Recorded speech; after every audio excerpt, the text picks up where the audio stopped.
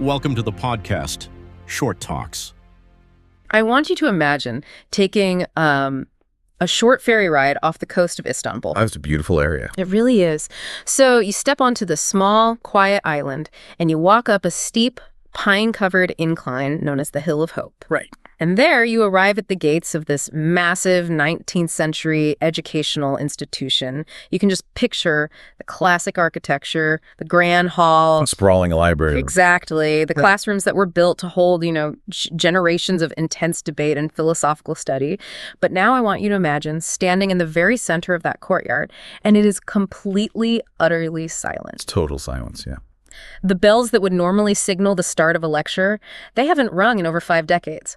50 years of empty desks, quiet hallways, and locked dormitories. Wow. Right? You would probably assume a place like that is just, a forgotten relic. But this silent, empty campus actually sits firmly at the center of international diplomacy, cultural identity, and a really global conversation about religious freedom. It's a haunting image, and it really captures the weight of the situation. I mean, it is incredibly rare for an empty building, just sitting quietly on an island, to speak so loudly on the world stage. Totally. We are looking at an institution that is frozen in time, yet somehow entirely relevant to modern geopolitics. Which brings us to the focus of today's deep dive.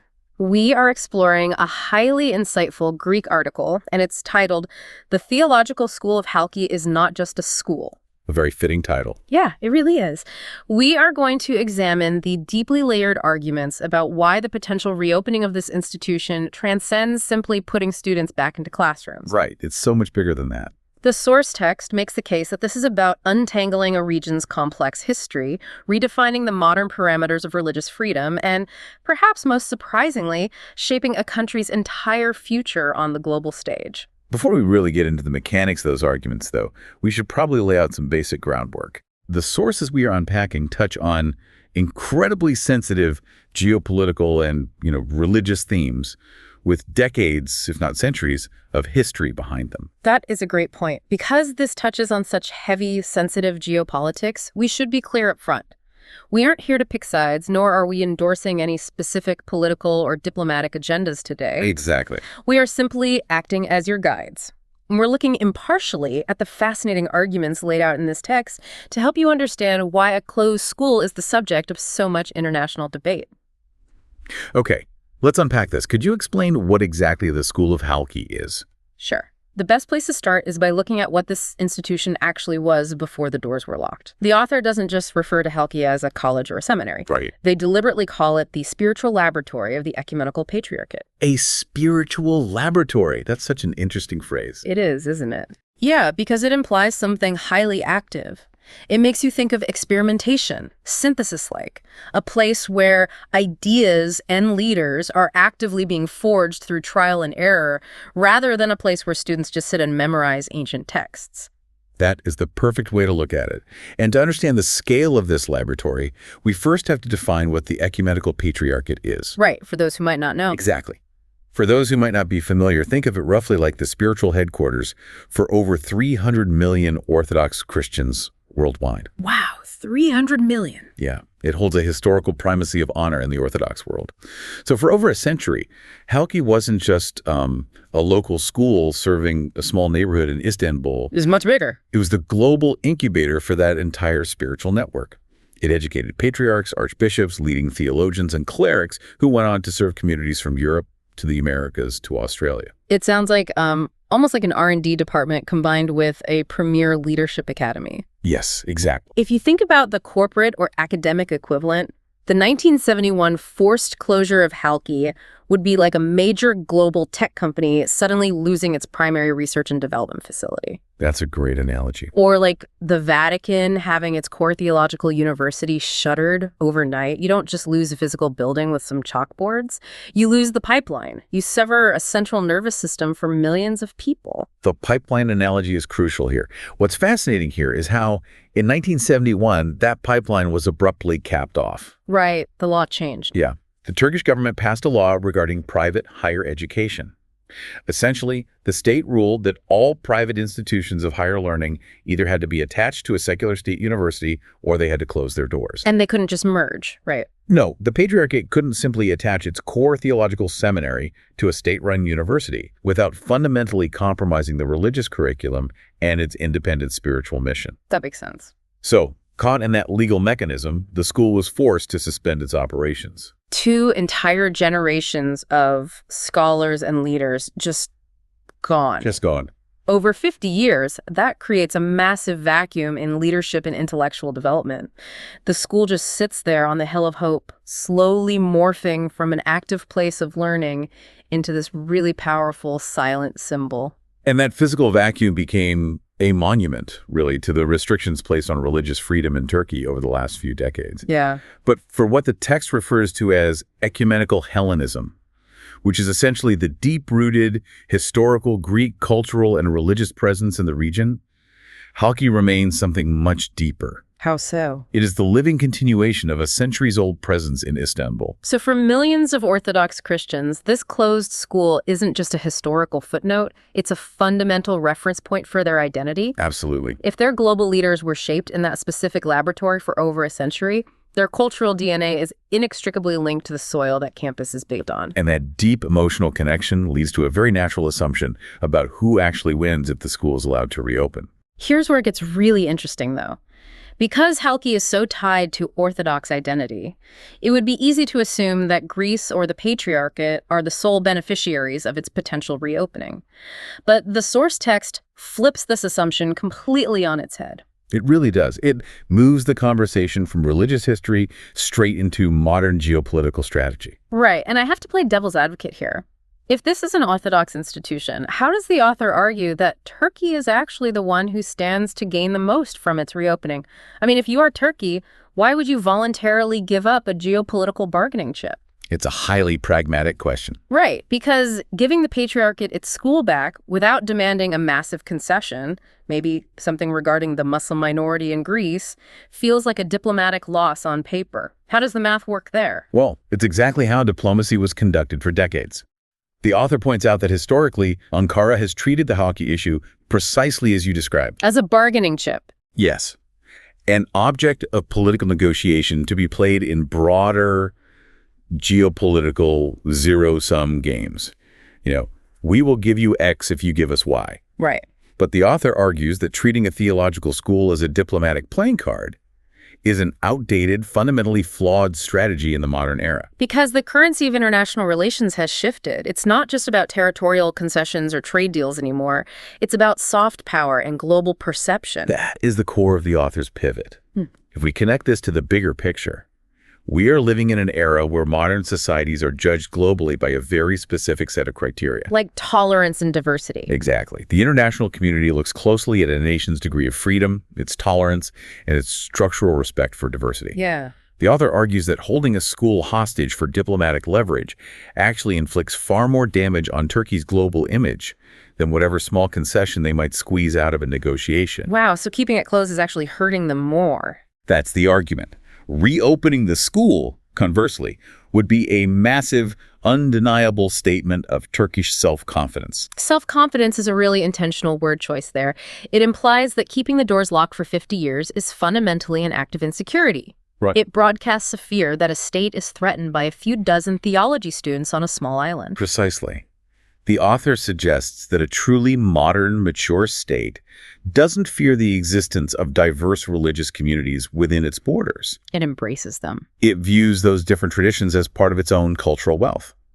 By unlocking the gates of Halki, Turkey would be sending a loud international message that it is a pluralistic and democratically mature nation. And the optics of that are undeniable. I mean, a country can hire all the international PR firms it wants, you know? Absolutely. It can put out endless press releases declaring how tolerant and modern it is. But actions, especially ones that reverse a 50-year policy, speak much louder than official statements. The image of an active theological school operating openly right in the heart of Turkey, with international students walking the campus, would resonate globally. It really would. It shifts Turkey's posture from playing defense on human rights issues to taking a bold affirmative stance. The primary beneficiary of that kind of global image boost is undeniably Turkey itself. Right, it reframes the school from a problem to be managed into an incredible asset for the country's own international prestige. Exactly, but Turkey's international image is only half the story here. Opening the school isn't just about looking modern for the cameras in the 21st century. Was that past? Yes, it's about acknowledging Istanbul's actual past. The author doesn't just leave the argument at diplomatic tactics.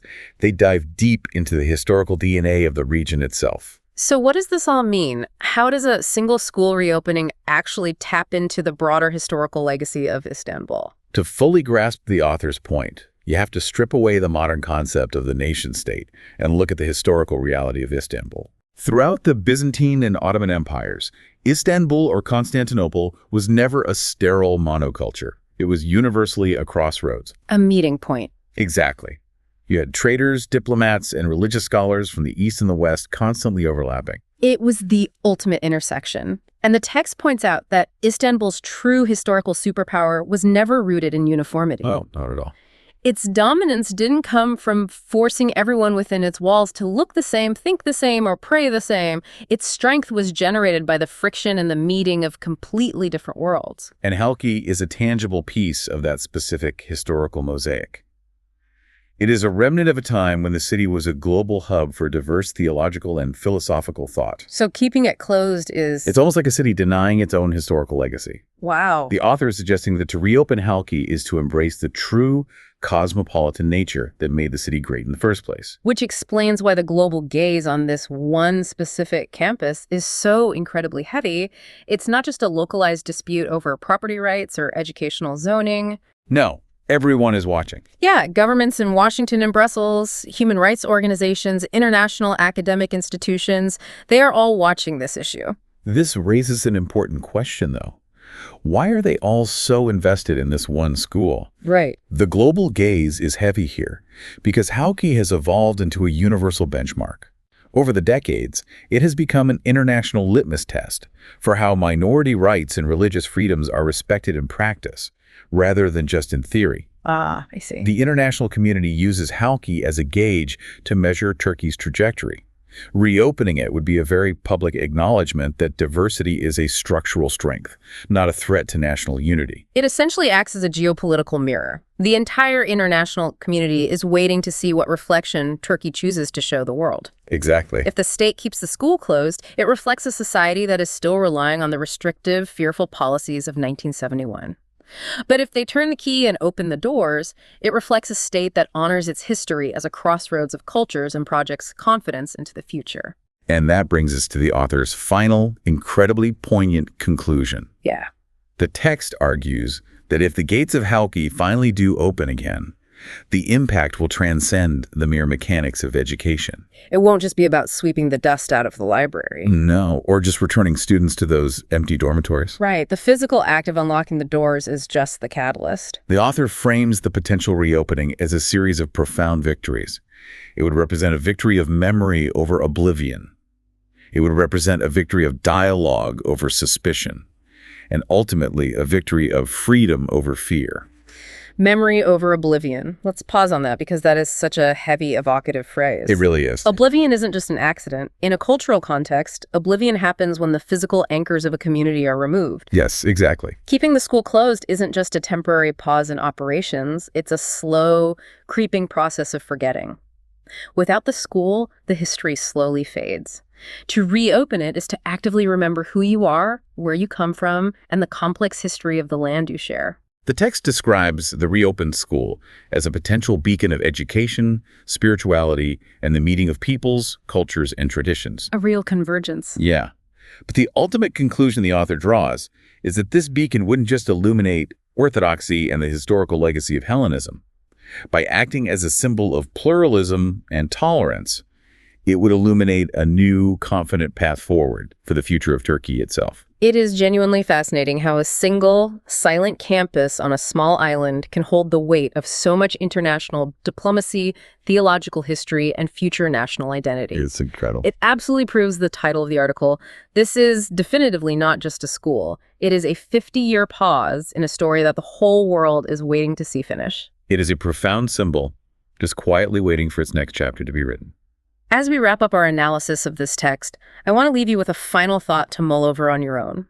We spent this deep dive exploring how the silent bells of Halki represent a literal tug of war between memory and oblivion, and how a single physical space can hold the power to completely redefine a nation's modern identity. It forces you to look around and wonder, what other closed doors, abandoned buildings, or forgotten institutions around the world are quietly waiting in the dark, holding the power to completely rewrite a country's future simply by someone finding the courage to turn a key?